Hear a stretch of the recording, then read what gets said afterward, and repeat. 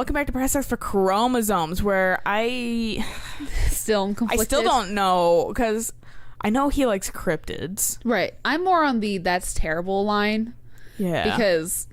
But I know he likes fucking with us, too. That is true. But he also likes it when we play along, so that's terrible.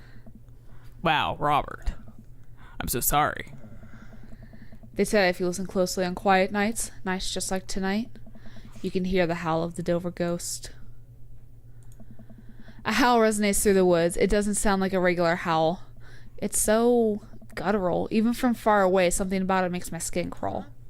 Okay, Robert. Real funny. I turn to look at Robert. He's white as a sheet.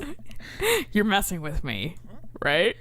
I was messing with you up until literally just now. I totally made that camping story up. Well, I didn't hate us for fucking saying I'm sorry. I knew he was pulling her away. I strain my eyes to scan the forest line, trying to see where the howl originated from. Off in the distance, I see something. It's so far away, I barely can make out its shape. It looks human, but it's dragging something. Do you see that? We should go. Thanks, Shepherd. Robert and I slowly back away and get into the truck. He turns off his headlights and we make a slow crawl away back onto the road. I'm too scared to look back. What was that? The Dover ghost, I guess. I chuckle nervously. This time he doesn't seem like he's messing with me. Or maybe someone illegally dumping garbage on a wildlife preserve? Yeah, that's the story we'll tell ourselves. To keep us, let us be able to sleep at night. Right? We sit in silence for a little while longer, the fear of whatever that was slowly subsiding as we get closer to the city. Thanks for coming out. This was fun. I'm sorry I haven't been in touch. I've just been in a way lately. I had to get out of the house. Fucking funks, man. I get it. All you have to do really, though, is type funk, and I'll be like, okay. Right. Had to be around somebody. You doing okay, man? Robert thinks for a second and lights another cigarette. Been doing a lot of thinking. He takes a long drag. As I get older, I feel more and more that I'm just drowning in the sea of regret. I was so busy chasing after these things that I thought would make me happy, I didn't think about anyone else. All I cared about was myself. I didn't even think. Whoa, I didn't ask for the fucking, emotion train, dude. No. Robert stops. I wait for him to finish his thought, but he just stares at the road. Maybe I'm just built like this. Or maybe I just do it to myself. Maybe it's my own choice that I'm as happy as I am. What a bummer. I try to think of something to say. I remember all the times in my life when I've been sad, but there's been a great many of them. But there was always a light at the end of the tunnel, something I always held onto that kept me going. But there's something so resigned about the way Robert's talking. Maybe we deserve to get eaten. What the fuck? Overcoats. I don't know if I should be fucking around right now. I wouldn't be. Glad you told me. Yeah? Yeah. Or should we just that's not fucking this isn't. I feel like that sucks would resonate almost a little bit more because it's just agreeing and not being trying to fix it. Right.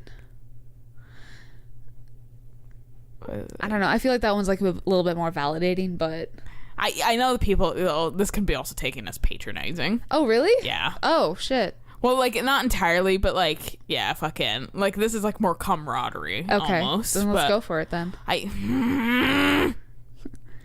Quick saves. Maybe we deserve to be eaten by the Dover ghost. Oh my god. I'm not gonna quick save. I'm gonna fucking suck it up with whatever I take. But also this sounds like fucking oh well that sucks. Sucks for you. Nee. Glad you told me. It must have taken you a lot for you to want to tell somebody this. You're a mysterious guy, Robert. You don't have to be. Do you ever shut the fuck up? Wish you were a better father? I think about it for a second. All the time. You can read all the parenting books you want, but nothing will ever prepare you for raising a child. There's so much stuff I regret or wish that I could have done better, but I don't have the answer. I don't even know if anyone does. It's funny. I look at you and your relationship with your daughter and it seems perfect. It isn't. At least you're there for her. I stare out the window at the blur of passing trees. I just hope I'm a better father to my kid than my dad was to me. Oh, fucking getting on Albert's backstory. Apparently, yeah. What did your dad do?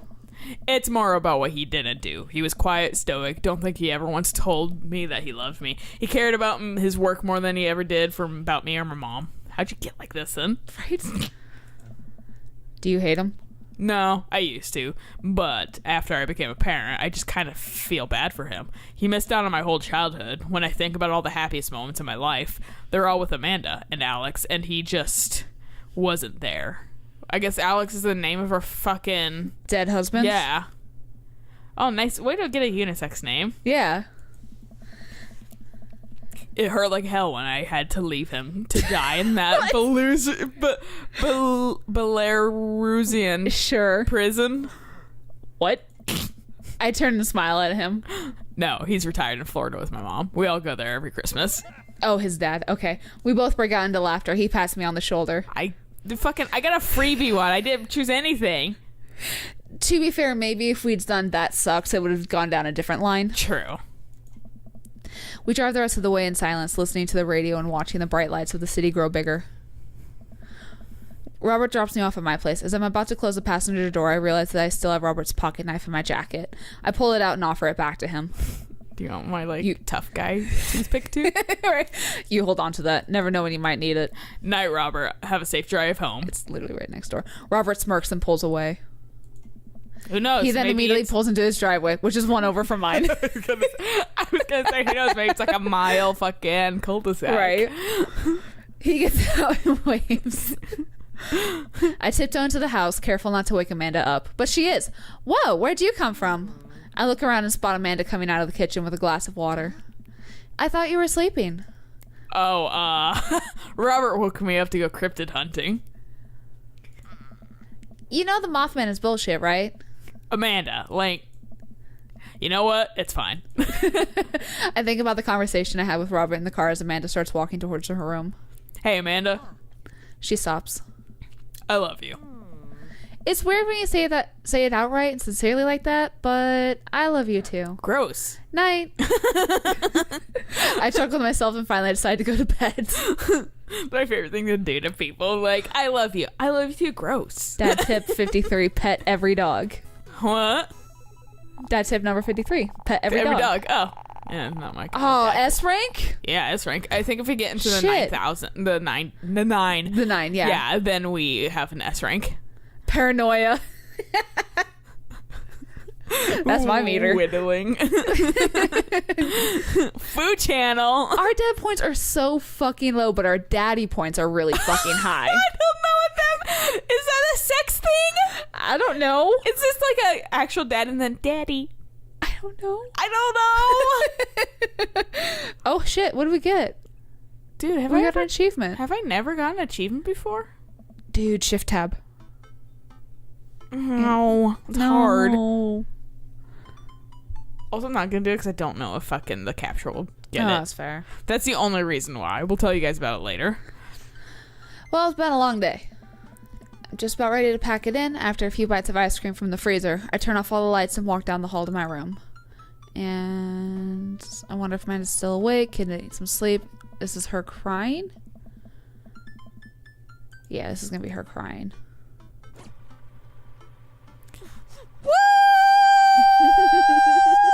Should I just Yeah, let's just keep it the same.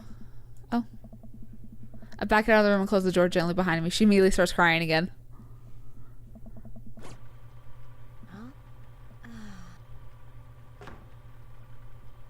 This is different. It's different. slightly different, whatever? Oh no. Kind of. Okay, well, we It's still made slightly her a different, cake. yeah. The best friend? Yeah. Yeah.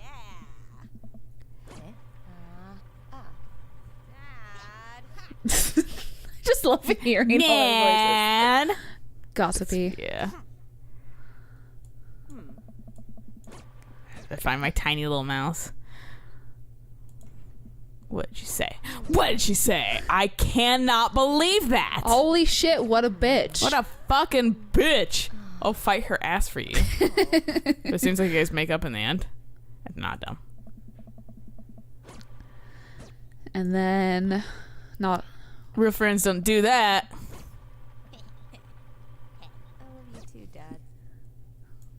we go. You can't beat the whammy bar? What? The whammy bar is a fucking guitar thing, I think. At least from my Guitar Hero knowledge. So, Oh, okay. I almost was like, who do we want to go for a second? I'm sure. I can't commit. I like that button. Right. I need that on a lot of things. I can't commit. Don't make you too close to my bedtime. Fuck you. I'm not dad. I'll do what I want. You can't tell me what to do. I haven't spoken to Robert since that night we drove out to his thinking spot. He seemed unusually somber then, like more so than the usual amount of somber that Robert is, which is already a lot.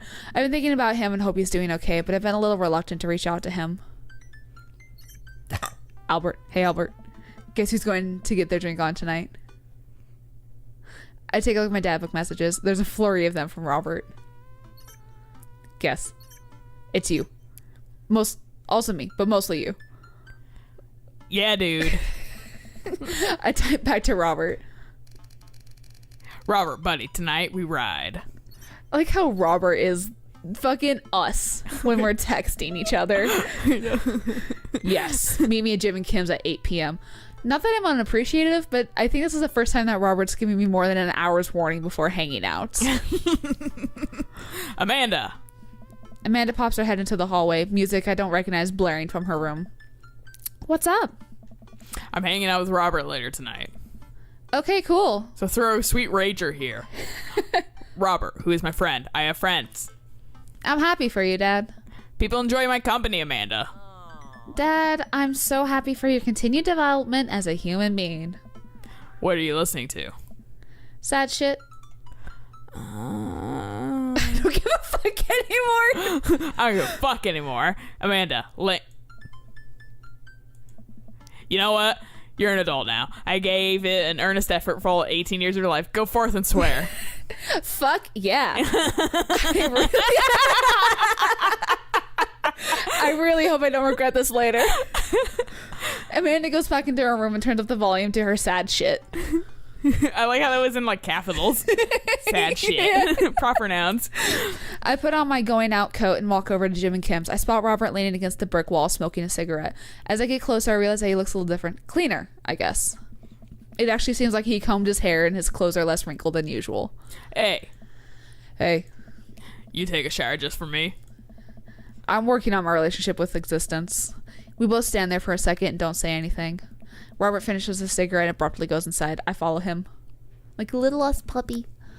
By the time I get inside, Robert's already at the bar ordering 2 whiskeys. I spot a booth in the back and claim it for us. Robert slides in and hands me a glass. Two toasts. 2 toast. Aww. Toast. Love you, warm bread. Our first fuck We up. clean whiskeys and I watch him sip his rather than his traditional.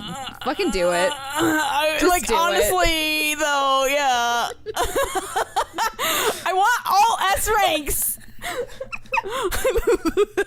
We haven't got. And it's like this, like an instant, literally just a second ago. So we haven't gotten to us all maybe? 3 S ranks. I know. That's why I'm like, I'm furiously. Here's to us and all the properly damaged and petty larceny.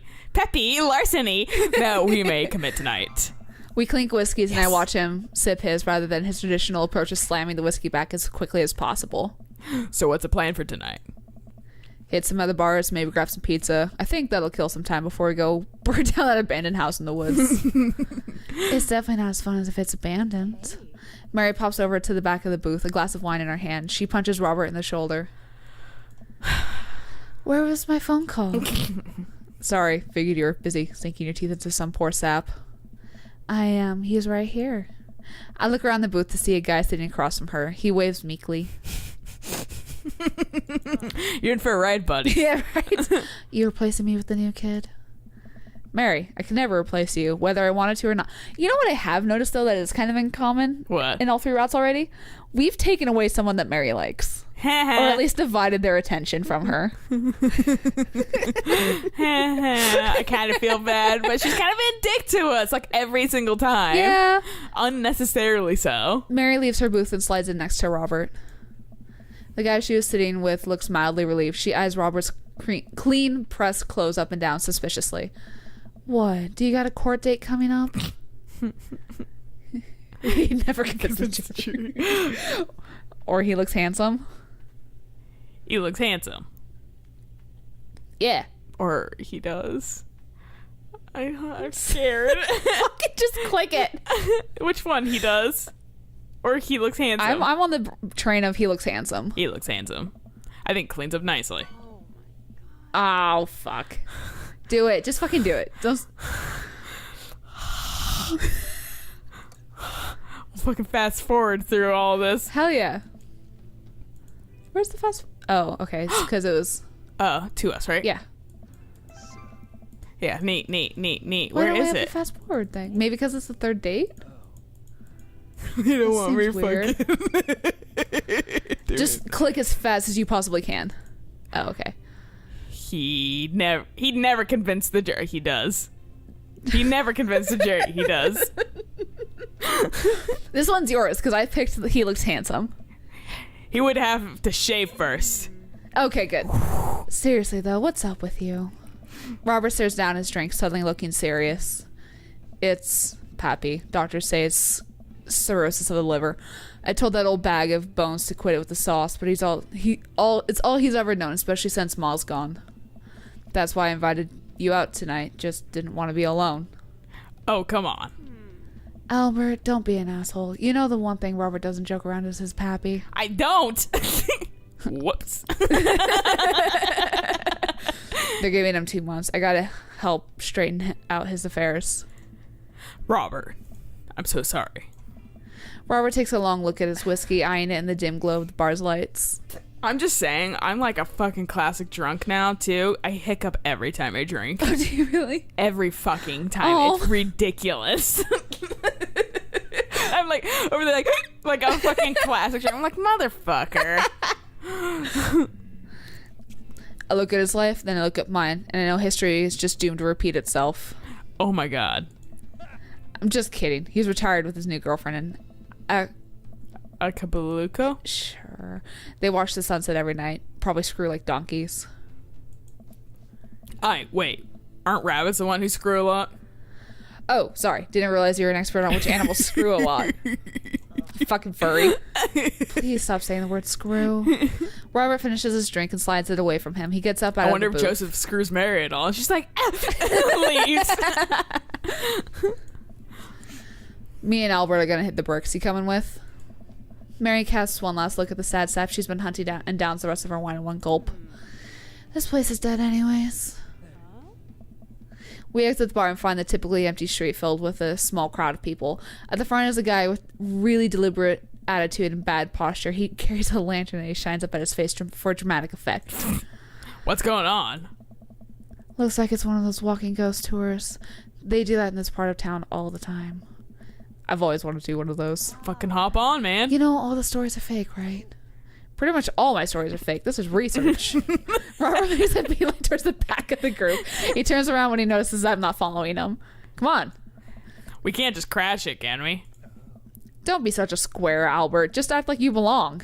Robert slides up to the tour group. I reluctantly fall into step behind him. Well, here goes nothing. Tourmaster Quinn. Remember when you were like Quizmaster Quinn or something like that? Something like that, yeah. Or Spin Master Quinn. That's what he was. Because Oh, you tried to yeah. call him Squin. Sorry. Hey, it was in this place in 1694 that the most infamous witch trials were held. I call bullshit. Today, we do not know if people burned at the stake were actually witches, but it's widely reported that their ghosts still haunt this hapless dive bar to this very day. It was actually 1692. Dude, I'm gonna challenge you on your fake ghost knowledge. What? And the site was over by the coffee shop down the road. I'm sorry. Who are you? Daniel McSturgis, ghost historian. And this is my colleague, Dr. Oh, Jesus. I'm gonna go with an 80s, a hard 80s. I'm gonna save. No shame. I either 80s or 90s reference, but I feel like he might like an 80s reference Yeah. more. Yeah, okay, good. Dr. Loomis, paranormal investigator extraordinaire. We're touring America's most haunted locations at research for a new book. Ooh. As research, not at research. Close enough. You may have seen our guest cameo on Paranormal House Hunters Extreme Edition. A couple of people in the group start nodding. Man, Robert's good at this. Start nodding. You guys are fucking fakers. That would be my first, like, I would like break my character immediately and be like, no, you haven't, you fucking goddamn tryhards. God. Are you guys part of the group? I don't remember you seeing here at the first stop. We like to keep a low profile. Easier to catch ghosts that way. They've definitely been here. Been sitting next to them the whole time. Thank you, random lady who I do not know. As I was saying, the epicenter of paranormal activity can be found at the Coffee Spoon, over there. The man who runs it has been plagued by hauntings ever since he signed the lease, damn near driven him mad. We're gonna fuck with Matt. But whatever you want to say is cool, I guess. It's your tour. Man, didn't know that about Matt. Wait, Robert's making this up. The rest of the tour group listens intently to Robert's every word. I think the tour guide can tell he's losing the group. He seems to be getting flustered. Thank you for your contribution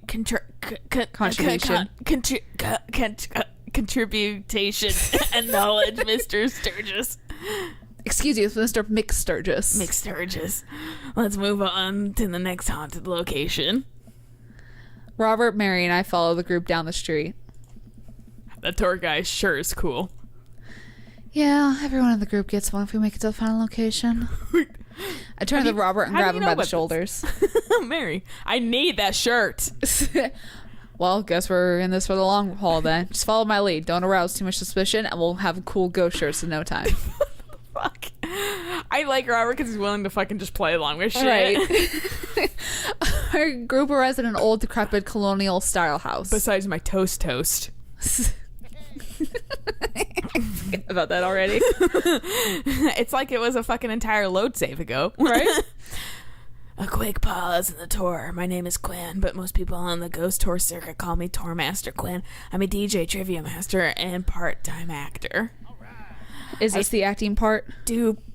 I do private ghost hunting events, birthday parties, MC bar mitzvahs, and I for some reason was like bar mitzvahs, but not like fucking like bar mitzvah, but like it's at a bar and it's a mitzvah, and perform traditional vaudevillian mime work. Vaudevillian? Fucking, I don't know. I don't got my mime knowledge. I know what that word is. I just don't remember how to pronounce it. Tourmaster Quinn gives out headshots to all of us. His resume is on the back. Motherfucker. Stage combat stage combat experience. Those are hard words for some reason. Anyway, here's a little bit of history for y'all. This was the home of I was trying to see if this was Damien's house. To be honest. It's not. That was my first thought too, but it's not. This is the home of noted American author Dorothy Pembridge, whose prose was wildly popular in the late 19th century. It was in the attic of his very home where she wrote such classics as The Diaries of a Victorian Mistress, Lady Fitzwilliam's Courtship, and The Ghost of Sea Captain Reginald Berkeley. She unfortunately died of consumption. Why is that capitalized? Yeah. Shortly after the turn of the century, but several people have reported that on some nights you can see light from the attic where the ghost of Miss Pembridge continues to work on her latest bestseller. I guess you could say that she was consumed by her work. No reaction from the crowd. This guy needs to work on his dad I jokes. feel bad for him, honestly. He has such a sad life. He gets so fucked. Yeah. Actually, consumption is a popular cover-up. Little known fact, it was murder-suicide. I'm pretty sure she died of consumption. Sure. We definitely didn't hire Stanley Kubrick to elaborately fake the moon landing. That's the That's the one I hate the most. I know. Ugh. And I think it's specifically like, yeah, we faked the moon landing. I'm like, yeah, you're stupid, but okay. But when they're like staying like Kubrick, I'm like, no! For fuck's sake. Which one's Stanley Kubrick? Is he the one who 2001 did... Space Odyssey with Space Okay. Vedas. He's fucking The Shining. He's fucking... I think he did A Clockwork Orange, too. Okay. He's... it does things that are like weird and very iffy. Okay. That's the watered down, censored version they teach you in school. But if you can't handle the real story, I understand. It's not for the faint of heart. It's where we actually fucking we land on the moon. That's the watered down version. Can we? I think everyone would much rather hear what this world-renowned ghost historian has to say, right, everybody? The group murmurs in agreement. This is a topic we cover extensively in our book, Dr. Loomis. Would you care to tell this story? Let's not rely on amazing improv comedy skills because that's not gonna work. Yeah, when it doesn't give us anything clear, I don't trust our dad. Riff something highbrow. Yeah, because we're talking about fucking like shit. Literature. Yeah. Ah, yes. Though it's rarely covered in traditional textbooks, Dorothy Pembridge was caught in a fierce rivalry with fellow local author Arthur Livingston Price. Arthur's book were blatant rip-offs of Pembridge works and consistently sold better. Pembridge was enraged by this and confronted by Livingston Price at his home with plans to end his life. Their bitter feud. I was trying to feud and bitter together. Surprisingly blossomed into a torrid, passionate affair. After many months of secret courtship, Pembridge followed through with her original plan and poisoned Livingston Price in his sleep. Overcome with unexpected grief, Pembridge polished off the last of the poison and died by her lover's side. Reports say that couples who enter this house will no doubt doom their relationship to a bitter end. Jesus. Man, I should bring my wife here. The entire tour group laughs heartily. I'm kidding. My wife is dead. Oh. She was killed by a ghost. A knife-wielding ghost. The crowd gasps again. I'm just messing with you guys. A nervous chuckle ripples through the crowd. The tour guide sees us as an opportunity to take back the group and addresses us with some razzle-dazzle. What an interesting story. Now, I just want everyone to know the next location is extremely terrifying. If anyone wants things they can handle, feel free to excuse yourselves. All right, I'm bored. You can be bored next time, Mary. All right. It's a good place to stop. And we'll catch you guys on the conclusion of this fucking ghost tour. Maybe. And maybe we'll die at the end. Oh, hopefully. Jesus. That'd be great. Until next time. Bye.